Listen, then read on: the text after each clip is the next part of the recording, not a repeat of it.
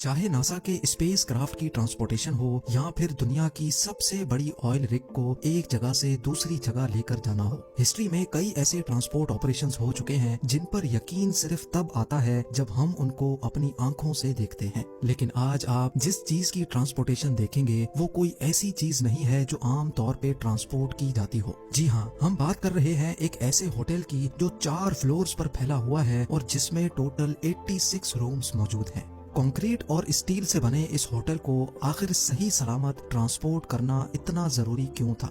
लाखों केजी वजनी ये होटल कैसे अपनी मजबूत फाउंडेशन से अलग किया गया और कैसे इसको एक जगह से दूसरी जगह लेकर जाया गया? ज़ेम टीवी की वीडियोस में एक बार फिर से खुशामदीद। नाजरीन, कैलिफोर्निया के शहर सैन होजे में वाक़ ये होटल 1911 में थॉमस एस मॉन्टगोमरी ने बनवाया था। इस होटल की कंस्ट्रक्शन से चंद साल पहले सैन होजे में पहला रेलवे स्टेशन खोला गया था, जिसकी वजह से यहाँ की पॉपुलेशन में दिन ब दिन इजाफा होता गया।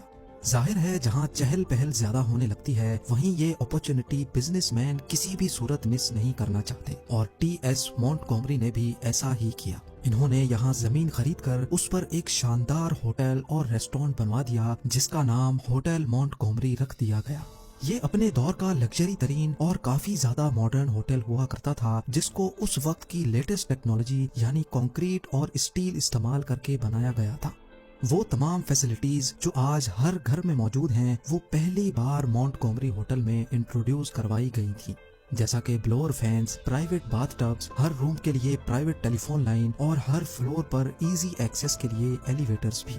ना सिर्फ इतना बल्कि मॉन्टगोमरी की मैनेजमेंट ने एक बस सर्विस भी स्टार्ट की जो रेलवे स्टेशन और होटल के दरमियान कस्टमर्स को फ्री सर्विस दिया करती थी। मान लें कि ये उस दौर का 5 स्टार होटल हुआ करता था और यही वजह थी कि ये काफी ज्यादा फेमस हो चुका था, इतना फेमस कि ये सैन होजे सिटी की पहचान बन चुका था। वक्त गुजरता गया और ये होटल दिन ब दिन मजीद सक्सेसफुल होता गया। अगले 50 साल यानी 1920s से लेकर 1960s तक का पूरा पीरियड इस होटल का गोल्डन पीरियड माना जाता है। लेकिन उसके बाद शुरुआत हुई मॉन्टगोमरी के बुरे दिनों की। जी हाँ, 1960s के बाद बढ़ती हुई पॉपुलेशन की वजह से सैन होजे में धड़ाधड़ नए होटल्स बनना शुरू हो गए और उन नए होटल्स के सामने मॉन्टगोमरी की कंस्ट्रक्शन काफी ओल्ड स्टाइल लगती थी। होटल्स और रेस्टोरेंट्स का ये कंपटीशन इतना ज्यादा हो चुका था कि इसमें मॉन्टगोमरी का सरवाइव करना काफी मुश्किल हो चुका था, क्योंकि कस्टमर्स इस पुराने होटल की जगह अब नए होटल्स को ज्यादा प्रेफर करते थे।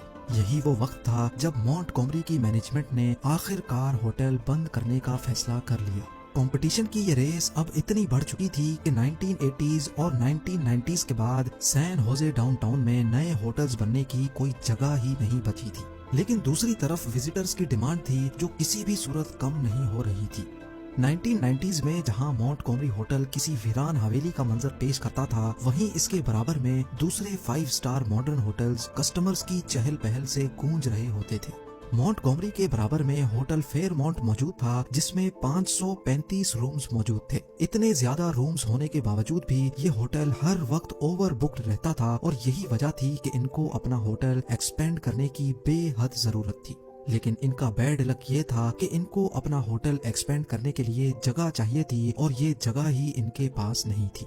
इनके पास सिर्फ एक ही ऑप्शन था कि वो मॉन्टगोमरी की खाली बिल्डिंग खरीद लें और फिर उसको डिमोलिश करके यहाँ फेयरमाउंट होटल का दूसरा पोर्शन बनाएं। फेयरमाउंट के इस प्लान से इनके होटल में मजीद 400 रूम्स की एडिशन होने जा रही थी। लिहाजा 1998 में उन्होंने मॉन्टगोमरी होटल की बिल्डिंग खरीद ली और उसको डिमोलिश करने की तैयारियां शुरू कर दी।